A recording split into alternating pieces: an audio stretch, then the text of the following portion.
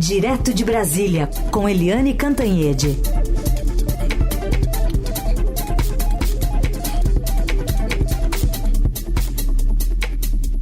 Oi, Eliane, bom dia. Oi, bom dia, Raíssen, Carolina, ouvintes. Bom dia, Eliane, bem-vinda. Bom, a Polícia Federal apreendeu ontem, então, um celular de Andréa Munarão e um computador de Roberto Mantovani Filho, que são suspeitos de agredir o ministro Alexandre de Moraes, do Supremo, e o seu filho no aeroporto de Roma.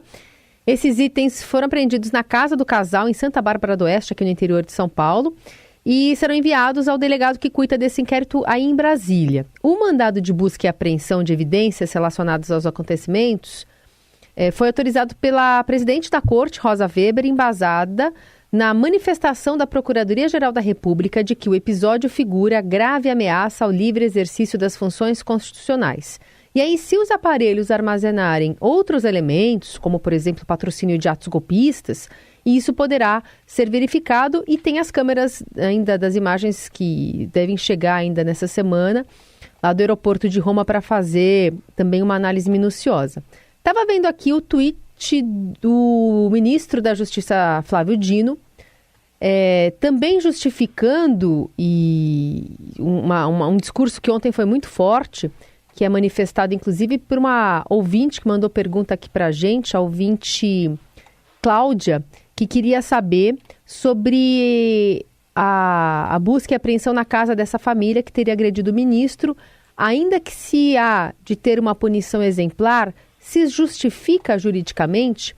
E aí, Eliane, antes do seu comentário, eu vou dar aqui a resposta, pelo menos, do ministro, que diz o seguinte: no âmbito da investigação por agressões contra o ministro Alexandre de Moraes, baseada no artigo 240 do Código de Processo Penal, a medida se justifica pelos indícios de crimes já perpetrados.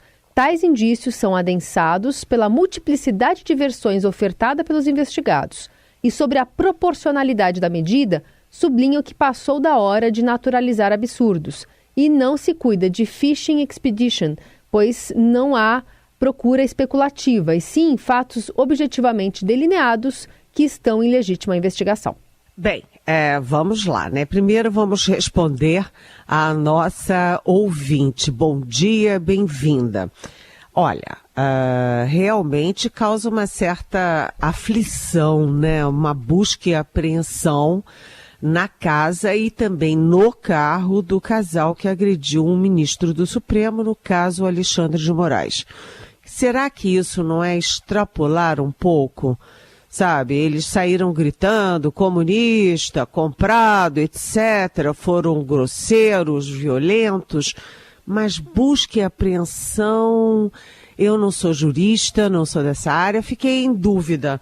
O advogado do casal, Mantovani, diz que há uma desproporcionalidade, ou seja, que há um excesso nessa busca e apreensão. E esse tweet do ministro Flávio Dino, que eu tinha visto hoje mais cedo, é um tweet confuso. Muito juridiquês demais, o Flávio Dino, que é da área jurídica, né?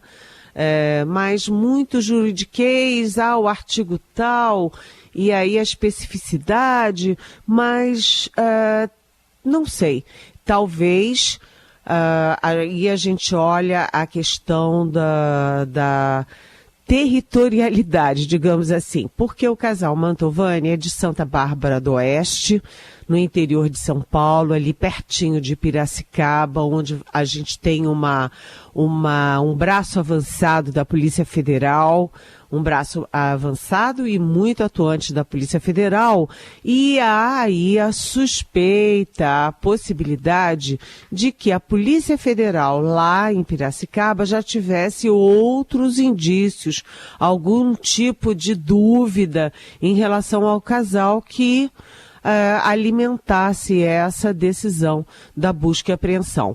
O fato é que tudo continua em investigação, o casal, né, e o filho deles dão versões diferentes, ora foi só uma discussão acalorada, ora, sim, deu um empurrão no filho do ministro porque ele estava ameaçando, enfim, são versões muito, sabe, assim, de quem está fugindo da realidade, e quem vai tirar a teima é a polícia, né, e as câmeras do aeroporto de Roma, porque esse material está chegando do Brasil e contra as imagens não tem argumento, né? As imagens vão mostrar exatamente o que aconteceu. A nova versão é de que a briga toda foi por causa da sala VIP. A sala VIP estava cheia, o ministro e a família estavam dentro da sala VIP e a família Mantovani estava fora. Sim, e isso é motivo para xingar alguém, ameaçar alguém, gritar e até empurrar o filho do ministro do Supremo? Não. Ou seja, o casal está numa situação difícil e essa questão aí da busca e apreensão na residência, no carro, apreensão do celular, apreensão do computador, deixam a gente em dúvida. A gente que é leigo na área jurídica. Será que se houvesse esse tipo de bafafá com outro cidadão que não fosse ministro do Supremo, será que iriam tão longe a justiça, a polícia? Será que iriam tão longe? Eu tenho mais dúvidas do que certeza nesse caso. Muito bem, vamos continuar acompanhando. Eliane, presidente Lula está voltando lá da Bélgica, da reunião com a União Europeia e também com países aqui latino-americanos e caribenhos.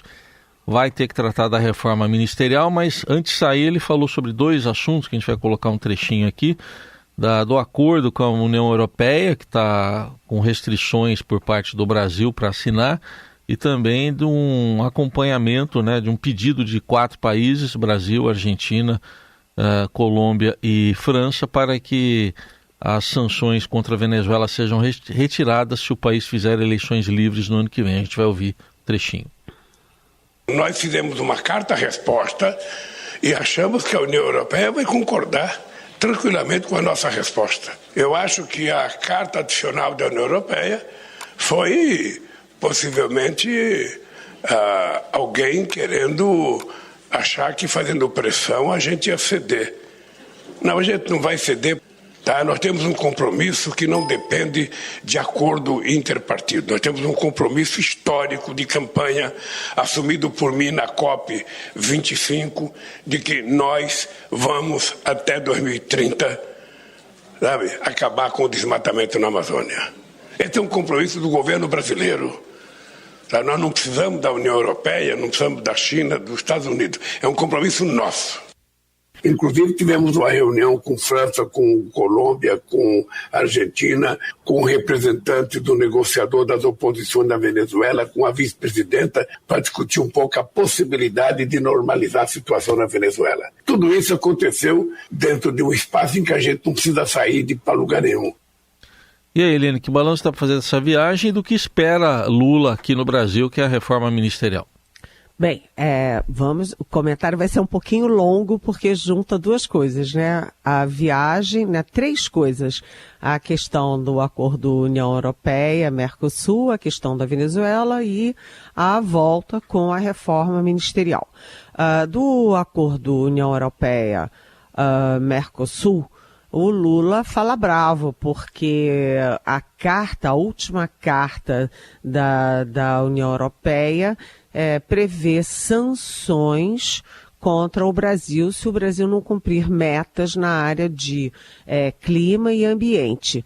Aí o Lula sempre diz, a União Europeia, né, e os países da União Europeia nem cumprem o Acordo de Paris e querem impor sanção para o Brasil. Então, ele acha isso inadmissível, além de achar também inadmissível a União Europeia querer entrar nas compras governamentais, ou seja, disputar licitações de vendas de, enfim, serviços de governo no Brasil com as empresas brasileiras. Então, são 2 pontos que o Brasil não aceita, mas enfim, a negociação avança, é possível que o Brasil responda rapidamente a essas questões e a previsão continua sendo de que o acordo seja fechado até o final do ano. Torcemos todos porque é bom para a União Europeia e é bom para o Mercosul, particularmente para o Brasil. Então, se é bom, a negociação significa um recua daqui, outro recua dali, para se chegar a bom termo. Na questão da Venezuela, né, o Lula viu que ele sozinho estava ficando muito frágil nessa discussão, nesse apoio tão ostensivo e tão sorridente a um regime autoritário, que é claramente o regime do Nicolás Maduro na Venezuela. Então agora ele tem apoio também do Chile, da Colômbia, da Argentina, da França, para tentar eu não diria uma intervenção internacional, mas sim um grupo de apoio a uma solução na Venezuela. E o Lula, agora o discurso está bem claro, né? Além dele ter vamos dizer assim, uma certa condescendência ideológica com o regime Maduro, ele também tem uma questão pragmática que o Celso Amorim, o assessor internacional dele, sempre me diz, que é o seguinte: a Venezuela deve 6 bilhões de reais para o Brasil, né? E o Brasil se faz como o Bolsonaro, que fechou fronteira, que fechou a embaixada lá, que fechou a embaixada deles aqui, aí você não vai receber nunca. E para você tentar receber de volta 6 bilhões de reais, você tem que reabrir as portas, foi o que o Lula fez. Então essa é a explicação, o motivo pragmático para aproximação, para manter a aproximação desde sempre com o regime Maduro. Mas, além disso, há a questão ideológica, sim. Né, o PT, por exemplo, a Gleice Hoffmann acha um regime lá lindo, né? Há controvérsias. Bem, vamos ao terceiro tema, que é a questão da reforma ministerial.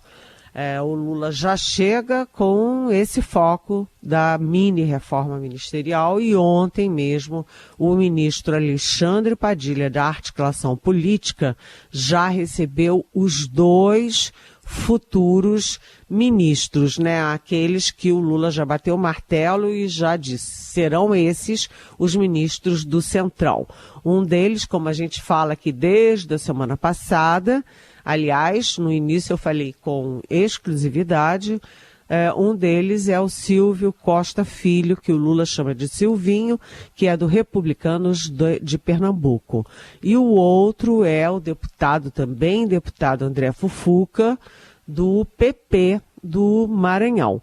Então, se o Padilha já foi conversar com eles, é porque está na fase de discutir. Depois de definir os nomes, discutir quais são os cargos que estão em avaliação para o Centrão. Lembrando que o Arthur Lira, presidente da Câmara, também está voltando para o Brasil, depois daquele cruzeiro do Wesley Safadão, lá nas Bahamas, Miami, Bahamas, etc., e que amanhã Lula e Arthur Lira se reúnem para discutir exatamente os nomes, a reforma tributária. A reforma tributária já passou na Câmara, mas o que está faltando de aprovação na Câmara sobre a âncora fiscal. Eliane, parece que quem ocupa o cargo de presidente da República aprecia um engavetador da República. Pois é. O engavetador-mor da República, que é o Augusto Aras, ele é curioso isso, né? Nos tempos do Jair Bolsonaro na presidência, todo mundo era contra o Augusto Aras, né? O Augusto Aras que engavetava tudo, né? Contra os filhos do Bolsonaro, engavetava. Os amigos do Bolsonaro, engavetava. Os ministros do Bolsonaro, engavetava. E o próprio Bolsonaro, né? Tanto que a gente vê, assim, com certo espanto, o Augusto Aras e a PGR na gestão dele simplesmente arquivaram todas as acusações que a CPI da Covid fez contra o Bolsonaro. Todas, né? E a CPI da Covid, a gente lembra que fez um belo trabalho. Tinha os depoimentos, tinha documentos, tinha troca de mensagens, tinha quebra de sigilo, era tudo muito, vamos dizer assim, consistente. E o Augusto Aras disse, não tem nada não, e deixou para lá, né? Agora, o Augusto Aras, se foi muito conveniente para o Bolsonaro, ele agora, o que passa pelo pessoal do Lula é o seguinte, será que ele também não vai ser muito conveniente ao próprio Lula? Já que ele não quer confusão, não quer briga, será que ele, em vez de ser bolsonarista, ele é simplesmente contra investigações, apurações e processos? E aí entra o outro lado da moeda. O Augusto Aras foi decisivo para simplesmente enterrar a Lava Jato. A gente lembra que a braço direito dele, a subprocuradora ou vice-procuradora Lindora Araújo, foi a Curitiba, chegou lá e desmantelou todo o processo, exigiu todas as informações. Aquilo foi o primeiro passo para desmantelar a Lava Jato que atingiu o Lula, que atingiu o PT, que atingiu os aliados do PT. Né, o próprio PP do Arthur Lira, o PTB do Roberto Jefferson, o Republicanos, o MDB, etc. Então, o Augusto Aras, ele é, assim, vamos dizer, anti-investigação. Isso pode ser conveniente para o governo. Aliás, o Augusto Aras, que foi tão condescendente com o Bolsonaro e os bolsonaristas, agora, né, nessa nova fase, né, dele, da PGR e do país, ele pediu acesso a todas as publicações das redes sociais em que os bolsonaristas falavam de urnas eletrônicas, eleições, Supremo e Forças Armadas. Ou seja, ele não investigou nada quando o Bolsonaro era presidente e agora está querendo investigar, vamos dizer, post-mortem, né? Mas o fato é que o Augusto Aras tem 2 aliados importantes no PT para a sua recondução à PGR. Os 2 são da Bahia. E o Augusto Aras também é da Bahia. São eles o Jacques Wagner, líder do governo no Senado e ex-governador da Bahia, e o Rui Costa, muito aliado ao Jacques Wagner, que também foi governador da Bahia e que hoje é o chefe da Casa Civil do Lula. Portanto, líder do governo no Senado e chefe da Casa Civil, tem muito peso. O Lula não está muito animado, não. Todas as informações que eu tenho é de que ele não está muito animado com essa história, não. Mas a recondução do Aras está crescendo, né? Tá bom, então, tá. Vamos ver o que vai acontecer. E, Eliane, para a gente fechar, o Centrão, que adora, né, causas sociais, muito identificado, está querendo ficar com o Bolsa Família, né, com o ministério do ministro Wellington Dias. O que o ministro contou para você sobre a queda do número de pessoas no Bolsa Família agora no mês de junho? Tá vendo, né, Eliane? Pois é, né? Você ouviu, né? Ele quer informações. Uma pergunta só, despretensiosa. Ele quer saber a minha conversa com o ministro, né? Isso é uma fofoca. Parece jornalista que quer saber tudo. Bom. Mas, enfim, eu ontem conversei, eu fiquei um tempão lá no Ministério do Desenvolvimento Social, a gente lembra que o Centrão estava de olho no Ministério da Saúde, aí teve uma rede de proteção e de blindagem da ministra Nízia Trindade, que fica na saúde. Aí o Centrão disse, bem, o maior orçamento da República é a saúde, mas o segundo maior e talvez maior em curto espaço de tempo é o do Bolsa Família. E aí o Centrão saiu da saúde e começou a mirar o Ministério do Desenvolvimento Social. E aí tem uma questão lá de política doméstica. Sabe por quê? Porque o Wellington Dias é do PT do Piauí e ganhou todas as últimas 6 eleições. Ele ganhou 4, né, e os apoiados por ele, apadrinhados por ele, ganharam as outras 2. E o Wellington Dias fez cabelo, barba e bigode nas eleições de 2022 no Piauí, porque ele fez o governador, ele fez o senador e fez toda a bancada federal menos 1. E quem é que é o grande adversário do Wellington Dias? É exatamente um dos principais líderes do Centrão, que é o Ciro Nogueira. O Ciro Nogueira que foi chefe da Casa Civil no governo Bolsonaro. Então, lá no Ministério do Desenvolvimento Social, o que eles veem é o Ciro Nogueira, que aliás está usando as redes sociais para combater o ministro Wellington Dias, combater a ação do MDS, por uma questão possivelmente muito local, que é a política no Piauí. Mas tem 2 questões que estão aí pesando contra o Wellington Dias. Uma é a questão do Bolsa Família, né?